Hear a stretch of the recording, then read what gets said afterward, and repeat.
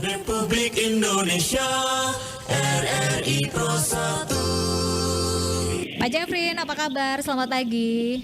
Selamat pagi Leli, kabar baik. Sehat ya Leli ya? Sehat. Wow, semangat sekali ini. Bisa membius pendengar RRI ya pagi hari ini. Baik. Biasa, pagi-pagi lagi di perjalanan. Oke, hati-hati di jalan ya. Oke, Pak Jeffrey, ini 300 sertifikat tanah ini kabarnya ya. Apakah ini target 3.000 ya? 3.000 punya. Oke. Iya. Apakah ini target dari pusat ataukah ditentukan oleh Pemkab Matim sendiri? Target dari pusat ya, Oh, dan kebetulan Manggarai Timur menjadi kabupaten yang terbanyak untuk kuotanya. Ya. Oke, apakah ini memang segitu ya yang belum bersertifikat begitu tanah-tanah yang ada di Manggarai Timur begitu?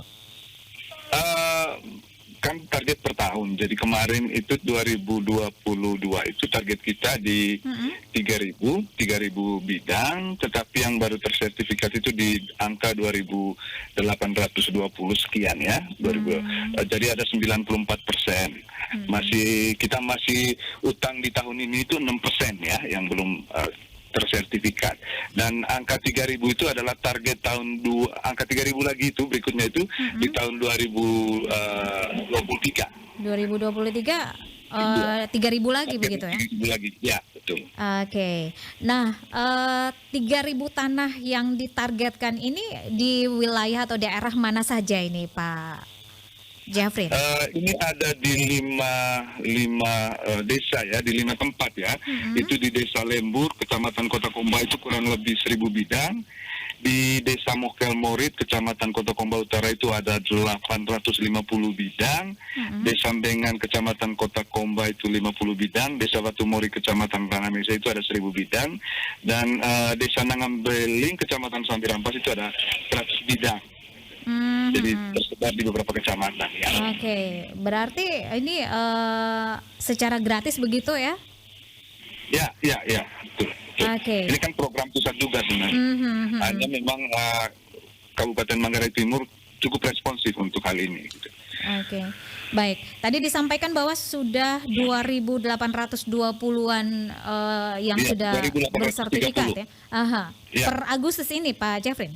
Iya, betul. Di tahun 2022 ya. Oke. Untuk realisasi redistribusinya. Oke, ini masih utang 6% lagi nih ya. Apakah betul. optimis nih di akhir Desember 2022 ini terrealisasi semuanya Pak Jeffrey? Iya, tentu kita berharap ini bisa terpenuhi semua ya. Tetapi memang ada persoalan teknis terkait dengan data nomor induk kependudukan yang masih banyak penduduk kita yang tidak valid. Maka kemarin Pak Bupati menekankan untuk Kepertanahan untuk segera mengirimkan nama-nama penduduk yang nomor induk keluarganya tidak valid supaya segera berkoordinasi dengan dinas Capil untuk kemudian direkon kembali datanya lalu kemudian dibenarin. Kalau ini sudah bisa dilakukan sebenarnya target itu sangat realistis untuk bisa dicapai gitu. Jadi ini kerjasama lintas sektor juga ini terjalin dengan baik begitu Pak Jeffrey ya? Oke. Iya, betul. Kalau boleh tahu ini persyaratan apa saja nih yang harus disiapkan oleh warga pemilik tanah tersebut? Ya, prinsipnya sekarang kan berbasis online semua ya. Yang paling penting validitas data kependudukan dulu gitu, dan tanah dan surat-surat dari desa dan sebagainya itu. Nanti program itu sangat mudah kok di aplikasi BPM-nya itu. Nah, yang menjadi kesulitan sekarang adalah data-data dukungan seperti tadi itu, nomor induk kependudukan yang tidak valid, yang kadang tidak terbaca oleh sistem seperti itu. Ya. Okay. Nah, itu yang baru akan dibenahi karena semua sekarang berbasis online. Kendalanya hanya itu Pak Jeffrey atau ada yang lain? Ya, sejauh ini itu. Kalau yang 6% yang tersisa masih itu. Tidak ada sengketa tanah begitu sehingga menghambat proses tujuan dari kegiatan ini sebenarnya kan meminimalisir sengketa problem-problem sengketa tanah ya.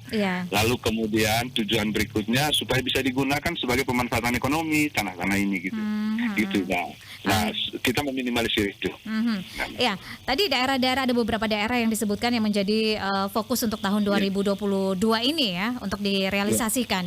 Nah, bagaimana dengan 2023 tadi Pak Jeffrey sampaikan bahwa harus 3.000 lagi begitu ya yang harus tersertifikat. Maaf, di 2023 malah kita rencana menaikkan targetnya sampai di 5.000 bidang. Oh, begitu. Iya, sampai di 5.000. kalau target ini tercapai. Target ini terkesan bombastis tapi realistis kok, karena di 2022 sudah tadi angkanya sudah di 2.800 sekian gitu kan. Iya, sudah tinggal 6% lagi ini ya. Iya. Semangat.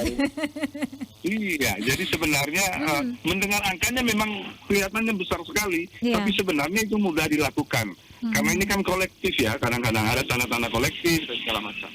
Dan ini berbasis desa juga kan. Oke. Oh, berarti Iya. ini angka-angka ini diusulkan oleh pemerintah daerah begitu ya, ke pusat begitu. Pemerintah daerah. Iya, kita rebut kuota ini. Kita rebut kuota Kemarin ya. sampai Kalau dapat lebih- sampai dapat 3.000 ini diusulkan berapa banyak nih Pak Jeffrey kalau boleh tahu? Iya, memang target kita 3.000 dan Oh, itu iya. dibagi semua. Iya. Dan direalisasi ya. Kebetulan paling besar di Nusa Tenggara Timur. Oke. Oh, berarti kalau misalnya 3.000 ini terrealisasi di tahun 2022, optimis ya bahwa 2023 diusulkan 5.000 akan dijawab begitu, terpenuhi Iya. begitu Pak Jeffrey ya. Betul. Ini sesuai dengan instruksi presiden kan? Presiden mana-mana bicara tentang barang ini. Oke, nah bagaimana antusias dari warga masyarakat ketika didatangi dan disampaikan bahwa ada pengurusan sertifikat gratis oleh pemerintah pusat begitu Pak Jeffrey? Iya. Sejauh ini responnya baik. Prinsipnya adalah kita pangkas birokrasi, tidak mempersulit masyarakat, administrasinya juga tidak rumit, pembiayaannya juga tidak besar atau bahkan tidak ada gitu. Jadi jangan persulit masyarakat prinsipnya. Jadi mereka dipermudah. Gitu. Itu instruksi presiden juga. Dalam banyak kesempatan presiden selalu mengatakan itu segera mempermudah masyarakat untuk memperoleh kepastian hukum terhadap hak miliknya. Oke, jadi kalau misalnya gratis ya memang antusiasnya luar biasa begitu Pak Jeffrey Iya, ya. betul. Oke, Pak Karena kan Jeffrey. bisa pakai untuk kredit ya. Bagaimana? Kalau sudah bersertifikat. Kalau tanahnya sudah bersertifikat kan bisa menjadi anggunan, bisa macam-macam Iya, untuk usaha kan. aman untuk menjadi modal usaha Iya. begitu ya, agunan untuk Betul, modal betul. usaha. Oke, Iya, Leli. Pak Jeffrey, ini yang terakhir nih, apa harapan dan juga pesan Anda untuk masyarakat dan juga pendengar RRI? Iya, saya kira pemerintah selalu berharap agar masyarakat juga menjadi mitra utama dalam rencana besar pemerintah ini, supaya target-target ini tidak hanya besar di angka, tapi juga akan terjadi di lapangan sesuai target pemerintah gitu. Jadi ini cita-cita bersama.